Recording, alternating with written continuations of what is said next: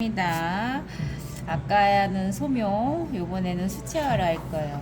도라지꽃이 이제 보라색이라는 그 느낌이 있죠. 예, 연보라 느낌도 있고, 근데 약간 푸르게 색감을 청빛으로 넣으셔도 괜찮고요. 너무 진하지만 않게 보랏빛을 해주시면 괜찮을 것 같아요. 너무 진하다 보면 무거워 보일 수가 있는 거예요. 물감이 진하다는 거는 농도가 짙은 건데 입자의 물감량을 많이 쓰면 아무래도 그림들이 조금 무게감이 있어 보이는 이제 현상이 있어요. 그래서 보라색을 쓰실 때 물감량을 좀 얇게 약간 펴바르듯이 해주시면 괜찮아요. 이것도 이제 딱 정확하게 별 모양처럼 하셔도 되는데 이렇게 살짝 꼬여서 이제 여기 아까 전에 이제 했던 거 좀 저는 이제 스케치가 조금 가볍게 들어가고 있거든요. 붓으로 다 하려고 그냥 그거 감안해 주시고요.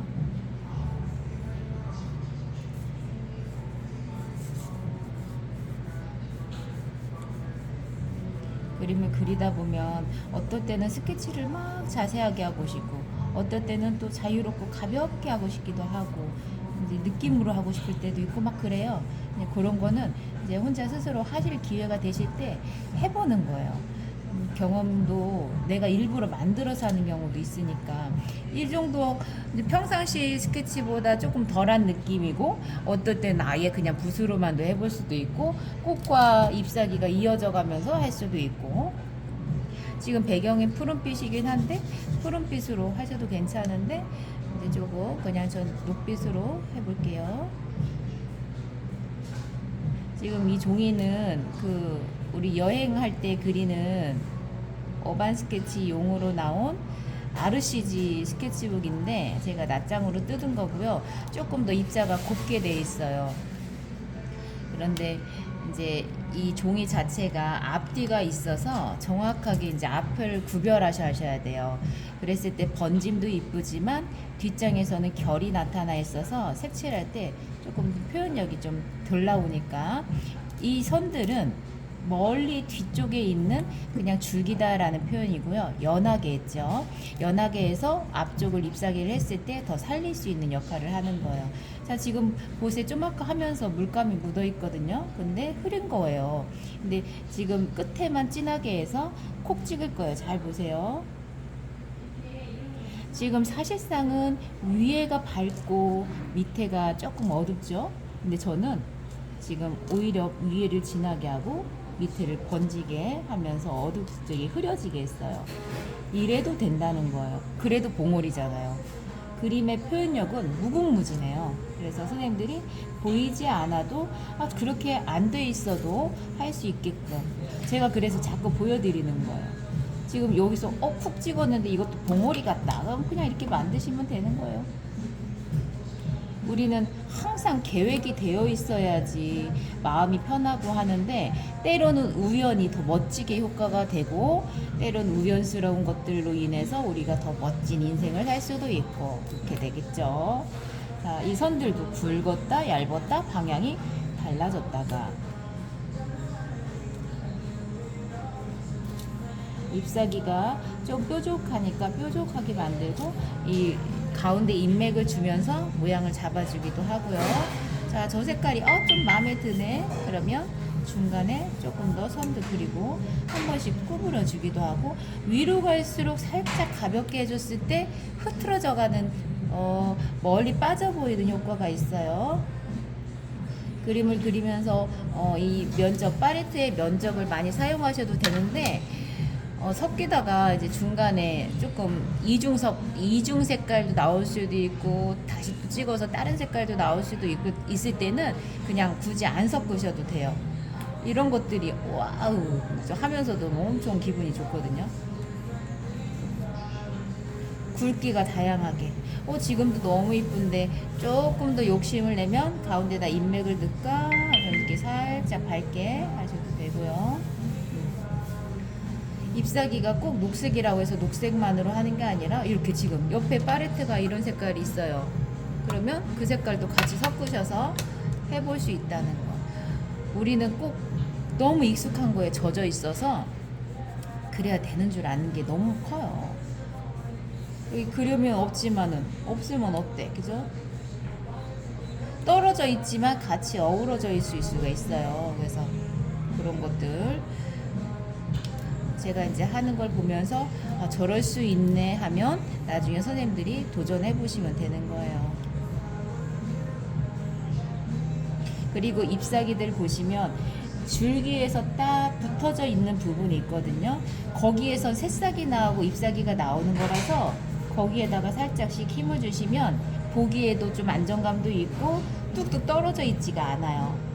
이런 것들이 되게 좋은 거예요. 밑에 있지만 떨어져 있는데 자연스럽게 번지면서 물감에 이제 흡수가 되고 번짐들이 이루어지니까 이런 데는 이제 줄기하고 잎사귀하고가 따로 겹쳐져 있는 효과를 일부러 내시면 이 안에서 공간감을 줄 수가 있어서 좋아요. 속에다가 그림자처럼 표현할 수도 있고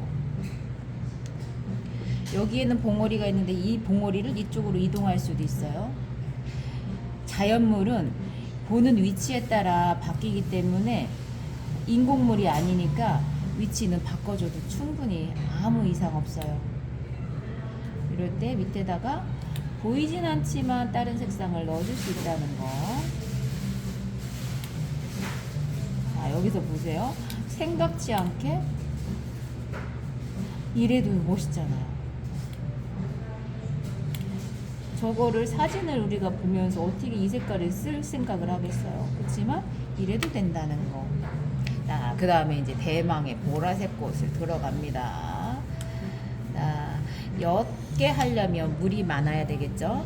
꽃이 아까 소묘할 때처럼 안쪽으로 들어가 있는 형태예요. 그래서 이 외곽선을 잘 맞춰서 분 모양을 잡아주세요. 눌렀다 펴졌다 눌렀다 펴졌다 같은 면적을 만들면서 자, 지금 촉촉하게 젖어 있기 때문에 젖어 있는 거를 활용해서 해야 되고 이럴 때 속에다가 이렇게 물을 칠하면 앞쪽은 자연스럽게 또 번질 거예요. 그 다음에 좀 아까 그 색을 썼던 색을 보라색을 정하셨을 때 그대로 다른 색을 섞지 말고 그대로 조금만 더 진하게 어두워지는 부분만 한 번씩 그 위에다가 칠하면 그 안에서 농도 조절이 이루어지면서 어두워지는 부분이 지금 만들어지고 있어요.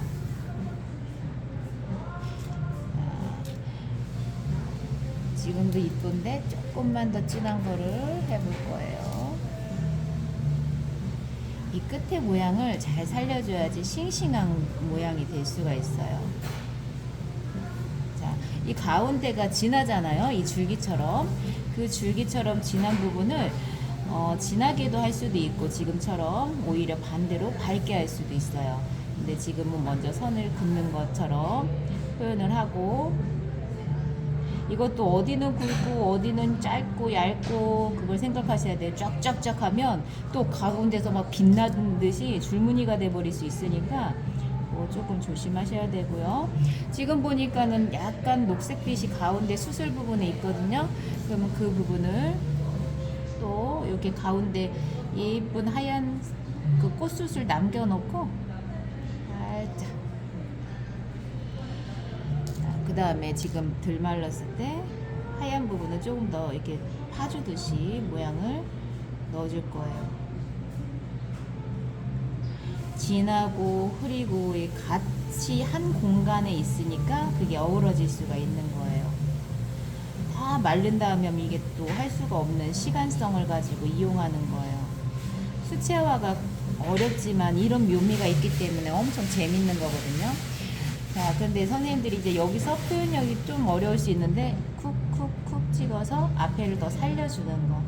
이제 그림에 약간의 스킬도 들어가고 노하우도 들어가는 부분이에요. 여기서 하얀 부분이 있는 부분은 아예 안 칠하셔도 괜찮아요. 이 모양을 잡고 옆에 보니까 무슨 녹색 선도 있네요. 그러면 선이 동그랗지만 그거를 다 그리는 게 아니라 살짝씩 끊었다가 이어주면 좀 디테일한 부분이 생길 수도 있고. 자, 여기서 우리 선생님들이 조금 또 어려운 부분이 여기는 없어요. 없는데 도라지꽃이 은은하게 뒤에도 있는 것 같다. 있나 보다. 이렇게 색깔을 넣어주고 그거하고 또 어우러지게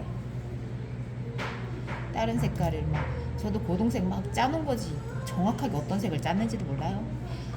편하게 삽시다.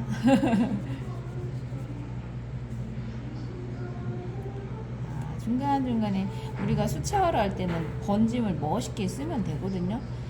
멋있게는 어렵겠지만 그